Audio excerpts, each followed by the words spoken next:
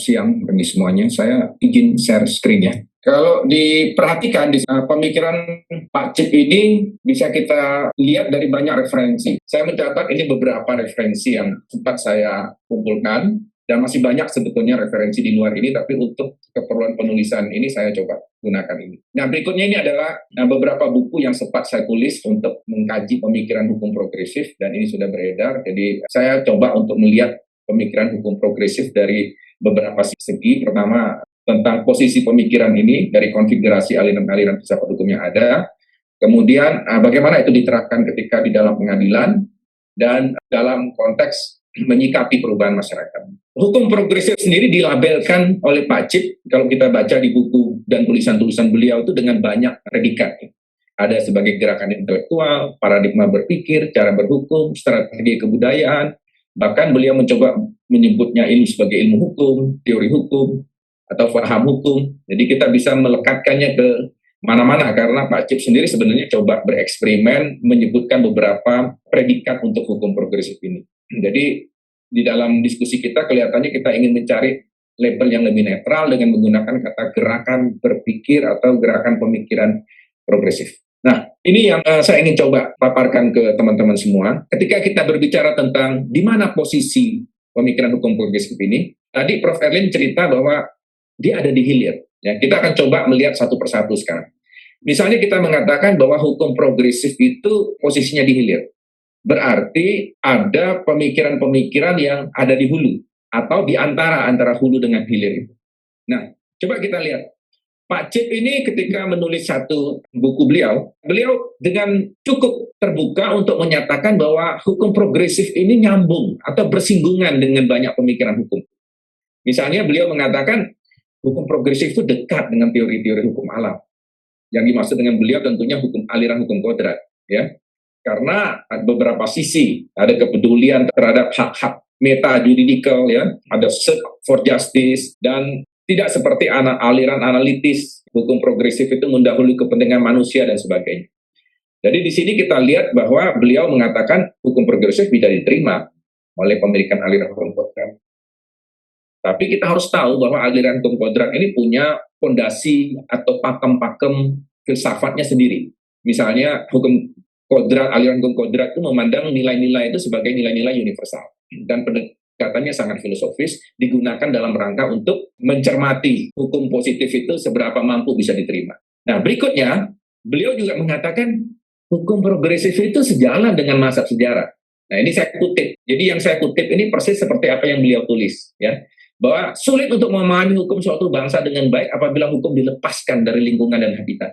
Kita lihat tadi ketika beliau berbicara tentang hukum kodrat, beliau mengasumsikan ini nilai-nilai universal sebetulnya. Tapi ketika beliau ngomong, ini hukum progresif juga sejalan dengan mazhab sejarah, beliau menyempitkan itu dengan mengatakan hukum itu ada habitatnya. Dan dari masyarakat yang satu di masyarakat yang lain itu berbeda. Karena hukum itu terikat pada ruang dan waktu. Kira-kira begitu ya. Ada peculiar form of social life. Ada social specific. Dan dia mengatakan bisa saja hukum itu dicerna melalui diskusi yang sifatnya universal, tapi itu hanya bagian kecil dari area hukum. Ada bagian besar dari area hukum itu yang sangat tadi, peculiar form. Nah, jadi ini kelihatannya agak sedikit perlu didamaikan antara pendekatan aliran hukum kodrat dengan mazhab sejarahnya. Tapi beliau mengatakan dua-duanya bersinggungan. Nah, menarik lagi, ketika ngomong tentang sociological jurisprudence, ya, beliau mengatakan karena kehadiran hukum dikaitkan dengan tujuan sosialnya, maka hukum progresif juga dekat dengan sociological jurisprudence. Kenapa? Karena dia mengutip Pond yang menolak studi hukum sebagai studi tentang peraturan-peraturan. Melainkan keluar dari situ. Jadi harus keluar dari studi tentang peraturan. Harus melihat efek hukum serta bekerjanya hukum. Bahkan beliau menyinggung tentang Interessen Jurisprudence di Jerman, yang sebenarnya itu satu kubu lah dengan area-area yang disinggung oleh sociological jurisprudence. Orang bekerja melihat efek hukum, bekerjanya hukum, ya, dan menyebut bahwa hukum progresif juga kalau dilacak mundur akan sampai pada Interessen Jurisprudence. Terakhir, beliau ngomong tentang realisme hukum, bahwa dalam suasana terjepit di antara orde hukum liberal itu adalah orde hukum yang digagas oleh positivisme hukum, ya. Dan dinamika masyarakat di sana sini terjadi pembangkangan oleh pengadilan.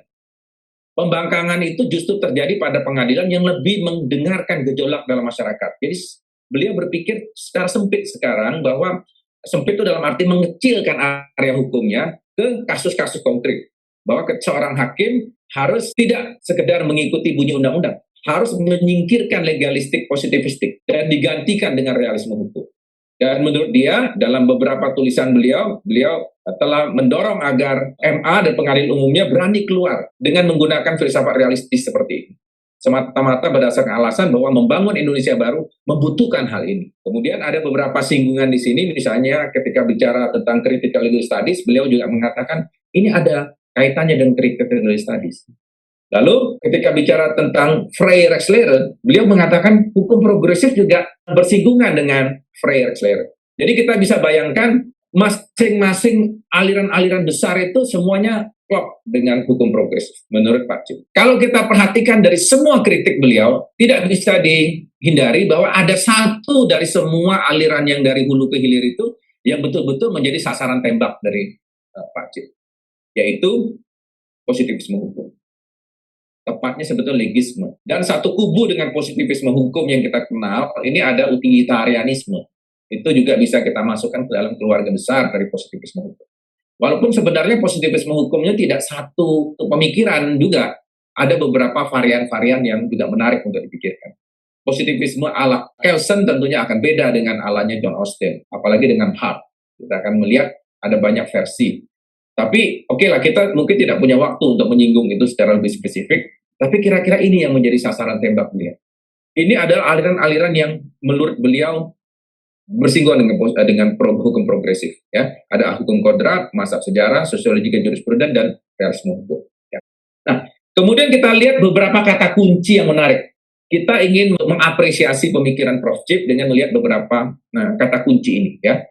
Pertama, perilaku hidup baik adalah dasar hukum yang baik. Berperilaku yang baiklah jika kita ingin menjadikan hukum itu punya dasar yang baik. Jadi ukurannya itu ada perilaku. Lalu yang kedua, hukum itu untuk manusia. Dia sekedar alat. Hukum itu jangan diabdikan sebagai tujuan, dia alat saja. Dan harus ada pro rakyat, pro keadilan. Bahkan beliau menyinggung dalam beberapa tulisan beliau tentang deep ecology. Nah, ini sebenarnya juga menjadi hal yang harus kita kritisi. Deep ecology, dan menurut Arne Naess itu filsuf dari Norwegia, itu tentunya akan berbeda ketika kita mengatakan hukum untuk manusia, bukan manusia untuk hukum, karena deep ecology beda dengan ekologi yang dangkal, ya. Ekologi dalam itu dengan ekologi dangkal itu, kalau hanya sekedar untuk manusia itu masih dianggap dangkal oleh Arne Naess, ya. Kemudian mendorong peran publik, partisipatif, responsif, selalu dalam proses menjadi, mengantar kepada kesejahteraan, kebahagiaan. Nah, kita akan coba gunakan kata-kata kunci ini untuk memetakan pemikiran dari Pak Cip. Kalau saya gambarkan, kira-kira begini. Ada garis putus-putus di atas itu. Pro keadilan, pro rakyat. Sebenarnya, dalam positivisme hukum, garis itu adalah garis yang tegas. Rigid. Kepastian hukum itu berpegang ke situ sebenarnya. Jadi kita tidak bisa serta-merta mengatakan positivisme hukum tidak memperhatikan itu. Kalau kita pakai pemikiran dari John Austin jelas mengatakan bahwa hukum itu harus dibentuk dengan memperhatikan kehendak. Ada wills, theory of law. Ya, ada kehendak masyarakat. Berarti ada pro keadilan dan pro rakyat itu harus dipikirkan. Walaupun ujung-ujungnya tentunya yang dipentingkan adalah ketika dikemas menjadi hukum. Jadi itu adalah area yang harus dijaga, pro keadilan dan pro rakyat itu sebagai koridor yang diberikan oleh hukum positif. Nah, hukum itu mengalir sebetulnya di dalam itu, menurut pemikiran Pak Cip. Dia mengalir dengan didasarkan pada perilaku yang baik. Dia akan mengalir terus, dan alirannya itu tidak lurus saja. Ada gelombang-gelombang di situ. Ada push factor dan pull factor yang menarik gelombang itu. Karena berdinamika, masyarakat itu dinamis. Sehingga perjalanan hukum pun dinamis. Tapi kita tidak pernah melihat ada wajah hukum progresif yang permanen. Dia selalu dalam bentuk yang berubah-ubah. Mengalir itu menunjukkan, ya kalau pakai filosofinya Pantare itu ya begitu kan, mengalir. Dia tidak ada wujud final, dia berproses. Dia proses menjadi, law in the making, kata Pak Cip. Nah, tapi kita lihat bahwa air ini tidak boleh, lidah airnya tidak boleh tumpul, dia harus tajam. Jadi ada aspek breakthrough di situ. Karena kalau dia tumpul, Dia hanya ketika terbentur oleh batu, ya dia mandek di situ. Terbentur dinding, dia mandek. Hukum itu harus berani menerobos. Nah, penerobosan itu bisa sangat kasuistik di sini. Ya, kasus per kasus bisa berbeda. Makanya Pak Cip memberi contoh, misalnya ada nama Pak Bismar Siregar, Benjamin Mangkudilaga, Andi Andoyo, itu kan sebetulnya contoh-contoh kasus breakthrough yang di sini. Nah, tujuannya untuk apa? Karena hukum untuk manusia, maka tujuan untuk bahagia dan kesejahteraan. Hukum itu untuk manusia, tujuannya untuk mencapai kebahagiaan dan kesejahteraan. Nah, dalam konteks hukum itu bergerak, ada partisipasi seluas-luasnya, peran publik. Itu yang menentukan gerakan gelombang dari hukum itu. Saya mencoba memvisualkan pemikiran Pak Cip, belum tentu tepat, tapi ini spekulatif, karena Pak Cip sendiri kan nggak pernah memvisualkan. Kita yang harus menafsirkan. Ya. Kita perhatikan di sini, tadi kalau dilihat koridornya itu sempit. Koridornya sempit. Tapi ketika gelombang itu ternyata bergejolak cukup tinggi, maka rule breaking terjadi. Rule breaking itu adalah perluasan terhadap koridor itu. Jadi koridor hukum yang tadinya mungkin hanya sekian gitu, jadi lebih luas. Jadi rule breaking itu sebetulnya ada perluasan dari garis yang putus-putus itu.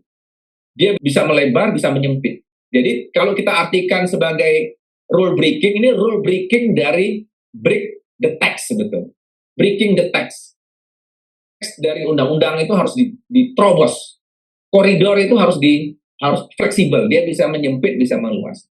Yang dikhawatirkan tentunya adalah ketika hukum itu menjadi kaku. Apakah koridor itu tidak fleksibel, tidak bisa bergerak, tidak terjadi rule breaking? Kalau dalam menggunakan kiranya Scholten disebut lompatan tadi, ya, kalau tidak terjadi lompatan, maka yang terjadi akan terlihat di sini. Warna yang saya arsir itu menunjukkan terjadinya anomali. Karena hukum dalam kondisi seperti ini hanya mengejar kepastian. Kepastian dari koridor itu yang harus dijaga. Padahal keadaan demikian menunjukkan hukum itu hanya sekedar teks. Artificial, kata Pak Cip. Tidak responsif. Tidak berkesinambungan. Tidak berkesinambungan itu tidak hanya sekedar menjaga kontinuitas dari hukum. Tapi kesinambungan itu harus dijaga dengan cara berproses. Merobohkan, membangun, merobohkan lagi, membangun. Dan tidak membebas.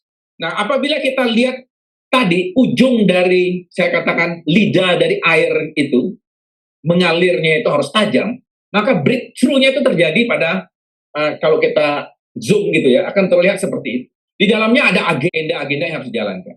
Nah, Pak Cip mengatakan agendanya ada dua. Bisa agenda akademis, bisa agenda aksi. Agenda akademis itu misalnya, jangan utamakan atau unggulkan ilmu hukum analitis. Itu pesan beliau untuk para penggerak agenda akademis ini. Mungkin para akademisi lah, diharapkan seperti itu. Arahkan tujuan dan makna sosial hukum melampaui dirinya. Jadi harus melampaui hukum. Hukum bukan hanya untuk hukum. Ada tujuan yang lebih mulia dari hukum. Oke. Perlakukan hukum bukan sebagai produk final, tapi law in the making. Jadi kita tidak mengenal hukum itu mengalami proses pemberhentian. Ya. Gunakan kecerdasan spiritual melebihi tradisi. Gunakan IQ dan EQ. Nah, sekarang untuk agenda aksinya. Dia berpesan, berani melakukan interpretasi, jangan mau dibelenggu undang-undang. Jadi kalau para hakim itu harus berani sebanyak mungkin berinovasi melakukan interpretasi-interpretasi. Tentunya dimaksud interpretasi itu keluar dari interpretasi gramatikal maksudnya. Ya. Pedomannya apa? Ya prinsip pro rakyat dengan pro keadilan tadi. Yang saya katakan pakai garis-garis putus-putus itu. Yang di bawah itu kita anggap pro rakyat, di atas itu pro keadilan. Bangunlah fakultas hukum yang berhati nurani. Ajarkan mahasiswa kita compassion, komitmen, empathy. Ubah kultur dalam menjalankan hukum. Bringing justice to the law. Rekrut fungsionaris hukum yang memenuhi kecerdasan spiritual. Jalankan prinsip reward and punishment. Itu kira-kira tulisan beliau tentang dua agenda ini. Nah, dengan demikian secara singkat beliau katakan kekuatan hukum progresif itu adalah kekuatan yang menolak dan ingin mematahkan status quo. Mempertahankan status quo adalah menerima normativitas dan sistem yang ada tanpa ada usaha untuk melihat aneka kelemahan di dalamnya lalu bertindak mengatasi. Baik, sekarang kita coba perhatikan ada banyak hal yang menarik di sini. Misalnya, kalau kita perlihat agenda ini agenda yang deskriptif atau yang preskriptif. Kalau deskriptif berarti Beliau hanya menggambarkan kondisi kegalauan beliau. Tapi kalau kita lihat, beliau mencoba menawarkan agenda perubahan. Hukum itu harus mengubah perilaku. Ilmu hukum harus mengubah perilaku juga. Jadi preskriptif. Baik, sekarang coba kita lihat apa konsekuensi-konsekuensi dari pemikiran ini untuk bisa kita kritisi dalam rangka mengapresiasi pemikiran beliau. Jadi saya kira Pak Cip itu sama dengan para ahli hukum yang lain, beliau senang kalau pikirannya itu dihargai dengan cara kita juga berpikir tentang pemikiran beliau. Jadi tidak terima apa adanya, terus kita membuat semacam tulisan yang hanya sekedar menyanjung pemikiran beliau, tapi juga beliau senang kalau dikritisi, saya kira. Ya, para ahli hukum pasti senang begitu. Nah, mengkritisi itu tentunya dengan niat baik untuk mengangkat supaya pemikiran beliau lebih banyak berkontribusi bagi pembangunan hukum di Indonesia. Ada beberapa pertanyaan yang penting yang ingin saya sampaikan. Misalnya, jika pemikiran hukum progresif ini dapat atau ingin diteoretisasi, maka ia mengarah ke teori hukum yang mana? Karena saya yakin banyak sekali disertasi yang menyinggung-nyinggung tentang hukum progresif. Berarti ini ingin dijadikan pisau analisis. Kalau ingin dijadikan pisau analisis dalam membedah suatu rumusan masalah atau pertanyaan dalam penelitian, berarti ini harus diposisikan dalam tataran yang sudah sampai pada tingkat teori. Jadi ada upaya teoritisasi. Padahal kalau kita perhatikan, teori hukum itu kan ada dua. Menurut Brookheim ya, ada teori hukum yang mengarah kepada ilmu hukum dogmatik, jadi membantu untuk ilmu hukum dogmatik supaya bekerja lebih baik. Kita menyebutnya teori hukum empiris. Ada teori hukum yang didedikasikan untuk filsafat hukum, yang kita sebut dengan teori hukum kontemplatif atau teori hukum reflektif. Nah, Pak Cip ini menawarkan yang mana sebetulnya teori hukum progresif? Kalau beliau mengarahkan kepada ilmu hukum yang dogmatik, jadi teori ini adalah teori hukum yang empiris, maka perspektif beliau akan banyak dipengaruhi oleh perspektif eksternal, sosiologi hukum, antropologi hukum, seperti itu. Bukan perspektif filosofis yang internal disiplin hukum. Kan susah untuk jawab. Kalau kita lihat tadi ketika beliau cerita tentang hukum mengalir dan sebagainya, ini kalau kita bayangkan ini sebetulnya teori tentang hukum yang kontemplatif. Tapi ketika beliau berbicara tentang kondisi keindonesiaan sekarang, dengan melihat agenda-agenda aksi dan agenda akademis beliau, kita bisa mengatakan ini adalah problem-problem kasus-kasuistik yang banyak beliau jadikan sebagai stimulus dari kegalauan beliau itu. Tujuannya adalah untuk membuat ilmu hukum dogmatik Indonesia itu menjadi lebih baik kondisinya. Jadi yang mana? Ini jadi pertanyaan yang harus kita jawab bareng-bareng. Saya kira kalau PDIH Undip ingin menjadikan hukum progresif ini sebagai ikon, kalau mau disebut ikon ya, kalau menyebut simbol itu kan harus disepakati. Tapi ini ikon itu sengaja kita angkat sehingga ketika orang menyebut hukum progresif, orang ingat Undip. Pertanyaan-pertanyaan ini perlu untuk direnungkan dan kita address sama-sama. Ya. Berikutnya, apakah pemikiran hukum progresif itu sesungguhnya juga pemikiran positivistis? Mengapa saya katakan demikian? Karena kalau kita lihat misalnya skemanya Stanley Paulson yang sering saya pakai di dalam kuliah untuk melihat secara sederhana ya, bagaimana Paulson untuk memetakan pemikiran-pemikiran besar. 3 saja diambil di sini, walaupun saya memasukkan sebetulnya mazhab sejarah di area yang kosong ini. Maka kita mengatakan yang disebut dengan hukum progresif itu jangan-jangan ada di area yang empirico positive theory of law. Karena saya melihat Pak Cip itu kalau dilihat dari, walaupun beliau mengatakan bersinggungan dengan semua aliran-aliran besar itu, tapi yang paling dekatnya realisme hukum. Apalagi Prof. Erlin tadi mengatakan ini hilir ini sebetulnya. Dia tidak di hulu. Nah, kalau di hilir kan yang paling hilir itu empirico positive theory of law. Kata positif di sini beda dengan positivisme hukum. Ini yang sering kali kita keliru. Positif di sini adalah positif dalam arti fakta. Dia menggunakan tesis reduktif, sekaligus separability tesis. Jadi ada di situ posisi. Yang ditentang pasti positifnya normatif, seperti Kelsen misalnya, itu positif normatif. Normatif yuridis, formalisme hukum. Nah persoalannya, kalau kita menyerang positivisme hukum, kita anggap itu sebagai hegemoni, padahal dia menggunakan pengertian positif yang berbeda.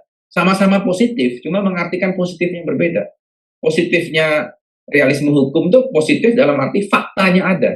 Hukum kemudian bercermin dari fakta itu. Kalau positifnya Kelsen dengan pure norm theory of law, positifnya itu hukumnya yang sudah ada. Normanya sudah ada. Fakta tidak ada, nggak apa-apa, sudah jadi hukum. Sepanjang dijadikan hukum, normanya disebut positif.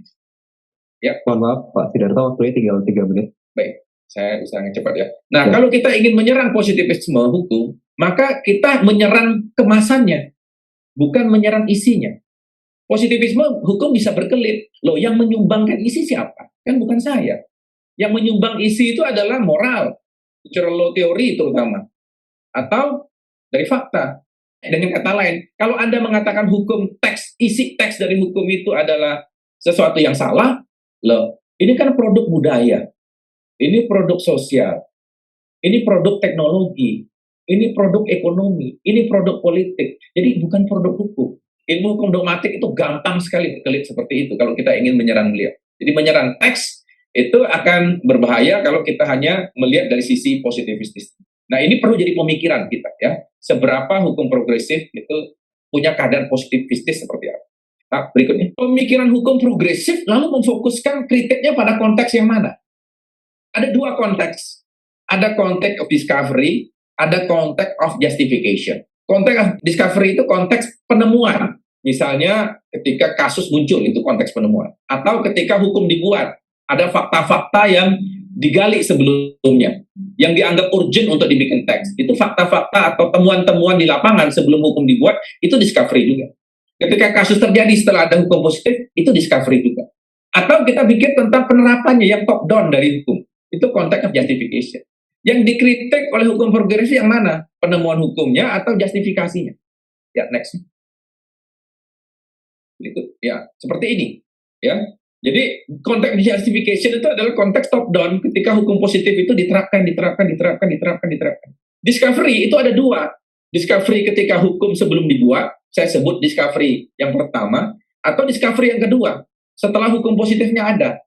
Kalau discovery yang pertama kan tujuannya dalam rangka membentuk hukum positif. Nah, itu kita kalau pakai teorinya hukum analitisnya John Austin, tidak ada yang salah karena hukum dibuat dengan menggunakan rumus WSEG plus S itu. Ada wish yang bersanction, ada expression of wish kata Austin, ada generality. Kerja sudah sovereign sebetulnya hanya meramu itu semua. Nah, sebagai kata penutup, gerakan hukum progresif adalah suatu gerakan atau movement karena pada hakikatnya belum memiliki perangkat konsep dan proposisi untuk didudukkan sebagai teori hukum. Masih banyak PR yang harus kita pikirkan untuk mencerna pemikiran Pak Cip. Yang kedua, persinggungan antara gerakan hukum progresif dan berbagai aliran-aliran utama pemikiran hukum yang juga mengkritisi formalisme hukum akan membawa gerakan hukum progresif itu menjadi eklektisistis. Itu yang saya agak khawatir. Di mana-mana pemikiran eklektisistis yang hanya mencomot yang baik-baik dari semua aliran, itu akan berpotensi mengaburkan ketajaman pisau analisis dari gerakan hukum progresif. Kritik gerakan hukum progresif terhadap formalisme hukum memiliki banyak kesamaan dengan realisme hukum, dengan sikap skeptisnya pada 3 hal. Karena realisme hukum, terutama yang lebih ekstrimnya itu critical legal studies, selalu mengkritik 3 hal ini. Pertama, rule of law. Saya tunjukkan itu ada tulisan beliau tahun 2003 di halaman 3-19 itu mengkritik rule of law. Kemudian mengkritisi legal reasoning. Legal reasoning ini sebenarnya nggak ada yang unik. Yang ada tuh hanya moral reasoning, political reasoning sebetulnya. Itu ada di buku beliau tahun 2007. Dan yang ketiga, conservative approach in legal education. Jadi pendidikan hukum kita itu sebenarnya mengajarkan orang untuk tadi belajar teks. Tidak mengajak orang untuk berubah, mengubah hukum. Lalu dominasi positivisme hukum sebagai the ruling theory of law. Ini sebetulnya diklaim oleh Dworkin tentang the ruling theory of law. Harus diletakkan pada ranah pembelajaran ilmu hukum yang sistematis. Saya kira itu dari saya. Terima kasih banyak. Baik, terima kasih Bapak Ibu sekalian. Kita masih punya waktu untuk berdiskusi karena saya berharap sekali nanti kita bisa membangun sebuah diskusi yang baik. Dan saya akan memberikan kesempatan dulu untuk pertanyaan-pertanyaan yang tadi sudah disampaikan melalui kolom chat, begitu ya. Nanti tetap saya akan beri kesempatan untuk pertanyaan yang disampaikan secara langsung, tetapi yang pertama ini saya akan menyampaikan beberapa pertanyaan yang saya minta untuk ditanggapi oleh beberapa narasumber, dan saya ambil pertanyaan-pertanyaan ini dari kolom chat. Ya, Bapak Ibu sekalian, luar biasa banyak sekali pertanyaan-pertanyaan yang muncul di kolom chat, dan saya akan memilih beberapa di antara ini. Untuk satu pertanyaan pertama yang saya ingin kita diskusikan oleh beberapa narasumber. Yang pertama saya ambil pertanyaan dari Ibu Cahya Wulandari dari Fakultas Hukum UNES. Saya sampaikan pertanyaannya, mohon izin bertanya, terkait dengan hukum progresif ini, menurut para narasumber, terdapat dalam tataran sebagai gagasan hukum, teori hukum, pemikiran, ataukah aliran? Terima kasih atas tanggapan dan ilmu yang diberikan. Baik, maka saya beri kesempatan pertama untuk menjawab Bapak Dr. Sidarta ya, Bapak. Ya, oke. Ya, baik. Saya mulai saja ya. Nah, saya berpendapat bahwa ketika beliau berbicara tentang agenda aksi, tadi kan ada saya kasih zoom gitu ya, ada agenda akademis, ada agenda aksi. Maka agenda aksi ini sebetulnya menunjukkan bahwa beliau tidak puas kalau hanya sekedar gagasan saja. Beliau ingin ada kekuatan hukum progresif di mana-mana. Saya kutip pernyataan beliau begini. Kekuatan hukum anti status quo tidak asal main tembak sana-sini, tetapi memiliki ideal yang kokoh. Dia bilang. Kekuatan itu tersebar di mana-mana, di sekalian institusi yang berhubungan dengan hukum dan penegakan hukum. Mereka ada di pengadilan, kejaksaan, kepolisian, dunia akademik, LSM, dan media. Bagaimana bila mereka bersatu atau disatukan? Kekuatan mereka akan menjadi lebih besar karena adanya keyakinan bahwa mereka tidak berjuang sendiri. Sehingga bukan tergolong manusia aneh lagi.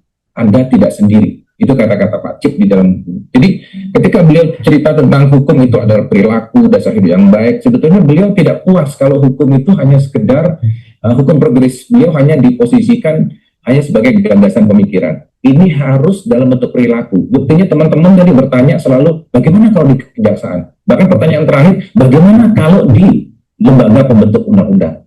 Nah, memang Pak Cip sebetulnya tidak terlalu happy dengan kondisi teks ketika hukum itu dibuat. Jadi ini adalah khas dari skeptisisme terhadap rule. Rule skeptisisme itu adalah bawaan dari realisme hukum. Dan beliau sebetulnya sangat terpengaruh, menurut saya ada di area itu.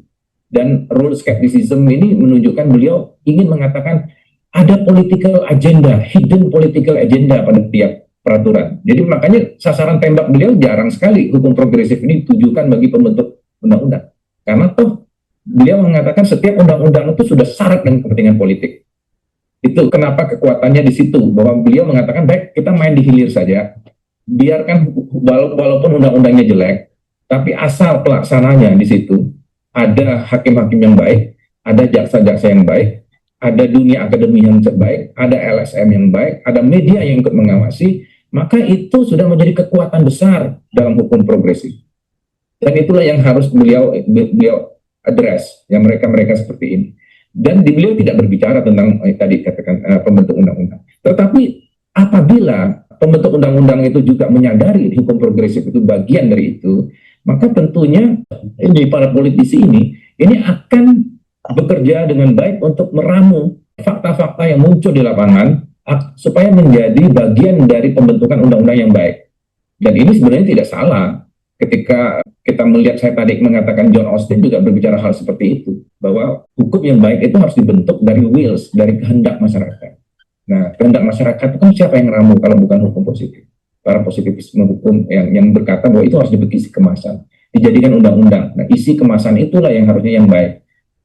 Kira-kira begitu ya. Jadi ini pesannya ini sebenarnya tidak tembak langsung ke para pembentuk undang-undang, tetapi lebih kepada area yang lebih hilir. Tetapi apabila ada tokoh-tokoh yang baik di situ, makanya dia mengatakan perlu ada rekrutmen yang baik dalam hukum progresif. Rekrutmen yang baik yang ada spiritual quotient-nya, ada SQ-nya. Itu kan tadi yang saya kutip. Kira-kira begitu sih jawaban saya. Terima kasih Pak Dr. Sidarta. Saya tertarik untuk tadi menegaskan apa yang disampaikan Bapak Dr. Sidarta. Kalau menurut pendapat Bapak Dr. Sidarta bahwa hukum progresif itu mengandung agenda aksi, dengan demikian menurut Bapak Sidarta hukum progresif itu lebih tepat ditempatkan sebagai sebuah gerakan. Dua-duanya ada gagasan yang menjadi semacam guiding star-nya, lead steerer-nya, ada bintang pemandunya. Nah, dan lalu ada gerakan aksinya dengan bintang pemandu itu. Nah, kalau kita melihat di situ kan sebenarnya Pak Cip mengatakan hukum itu mengalir itu benar. Karena bintang pemandunya itu bisa menjadi gagasan yang sangat akademis, tetapi cara kita berjalan itu bisa saja mengikuti kasus per kasus yang tadi gelombang saya katakan itu. Dan kita tidak pernah tahu, seperti air itu tidak pernah tahu, lidah air yang kalau di sungai itu dia tidak pernah tahu dia akan berhadapan dengan batu apa di depan itu. Selalu banyak tantangan dalam berhukum. Dan itu merupakan bagian dari sikap setiap orang yang menyandang pemikiran hukum progresif ini untuk menyikapinya dengan tadi pro rakyat, pro keadilan, dan berbagai kata kunci yang dititipkan oleh Pak Cip itu.